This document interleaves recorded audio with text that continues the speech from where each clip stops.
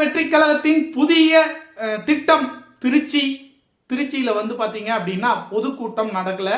அதாவது வந்து திருச்சி வந்து வலம் வர போறாரு. திருச்சியில இருக்கிற தொகுதிகள்லாம் வந்து வலம் வந்து அங்க வந்து ரோட் ஷோ நடத்துறாரு. ரோட் ஷோ நடத்தி பேச போறாரு. எதுக்குமே அனுமதி கொடுக்க மாட்டேன்னு ஃபர்ஸ்ட் சொன்னாங்க. அதுக்கப்புறம் இப்போ வந்து பேசுறதுக்கு மட்டும் அனுமதி கொடுத்துருக்கிறதா சொல்லியிருக்காங்க. அனுமதி கொடுக்கவில்லை என்றாலும் நாங்கள் தடையை மீறி செல்வோம். இந்த முகத்திற்கு ஓட்டு கேட்டு செல்வோம். விஜய் முகத்துக்கு ஓட்டு கேட்டு செல்வோம். விஜய் முகத்துக்கு ஓட்டு கேட்டு விஜய் முகத்தை தான் நாங்க வேணும்னா படத்துல பாத்துக்கிறோமே. அத்தனை படம் நடிச்சு வச்சிருக்கிறல்ல, 63 படம் 62 படம் நடிச்சு வச்சிருக்கிற, அதெல்லாம் நாங்க வேணும்னா டிவியில போய் பாத்துக்கிறோம். இந்த முகத்தை பார்த்து ஓட்டு போடணும்னு அவசியம் இல்லை. நீ என்ன பண்ண போற தமிழ்நாட்டுக்கு அதை முதல்ல சொல்லு விஜய். அதாவது என்னன்னா, நீ பாட்டுக்கு வர, நீ பாட்டு கதையா விடுற, நீ சொல்ற கதை எல்லாமே எல்லாருமே நம்பிடுவாங்க அப்படின்னு நீ நினைக்கிற பத்தியா? அது உன் கூட இருக்க அந்த 10 பேர் நம்புவாங்க. தமிழக மக்கள் நம்ப மாட்டாங்க.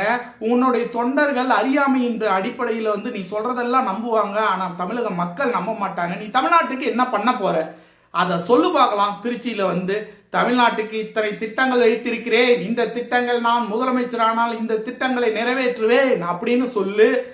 உண்மையான பாராட்டுறேன். இந்த திட்டம் இதெல்லாம் பண்ண போறேன். தமிழ்நாட்டுக்கு இத்தனை திட்டங்கள் வச்சிருக்கேன். ஆல்ரெடி இருக்கிற திட்டங்கள்லாம் சரியில்லை.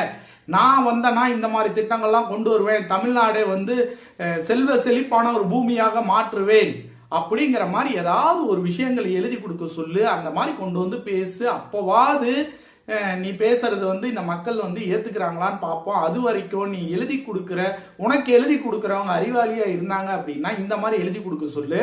அதை விட்டுட்டு அங்கிள்னு கூப்பிடுறதும் பாயின்னு கூப்பிடுறதும் பிரதமர் மோடி அவர்களை பாயின்னு சொல்லி கூப்பிடுறதும் இதெல்லாம் வந்து சரிப்படாது, செல்ஃப் எடுக்காது. அதுதான் சொல்ல வரேன்.